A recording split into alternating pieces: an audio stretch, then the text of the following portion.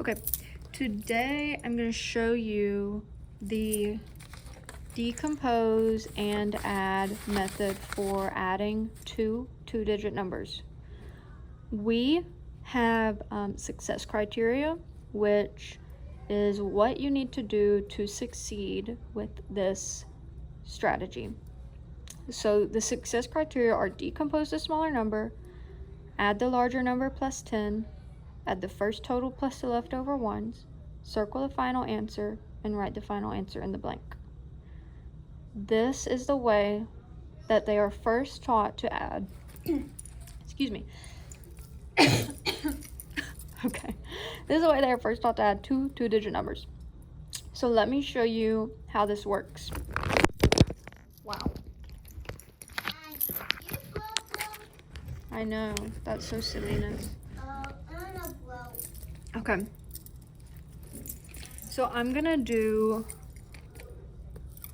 15 plus 17.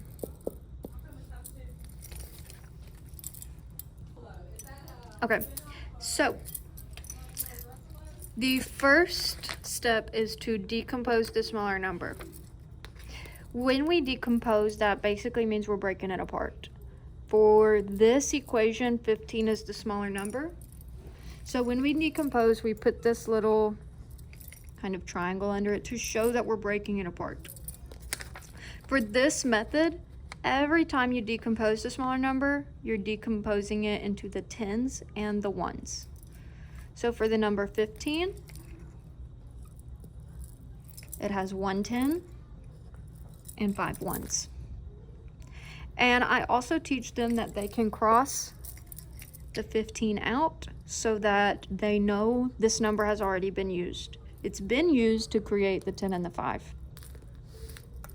Okay, so we have decomposed the smaller number. Our next step is going to be to add the larger number plus the 10.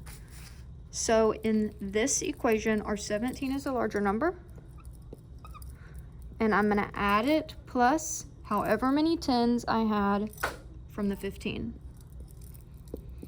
So I would do 17 plus 10. When I do this, I like to cross these out so that I know they've been used. If your student does not know what 17 plus 10 is, they can use their fingers to count out 10, which we know that 17 plus 10 is 27. The next step tells you to add the first total plus the leftover ones. So here my first total is 27. And I'm gonna add my leftover ones. This is all that I have left from 15 plus 17. So I'm gonna add my 5. And since I used it, I'm gonna cross it out. 27 plus 5, we know is 32. But you could draw 5 circles and use that to count. You could use your fingers, anyway like that. My fourth step tells me to circle the final answer. My fifth step tells me to write the final answer in the blank.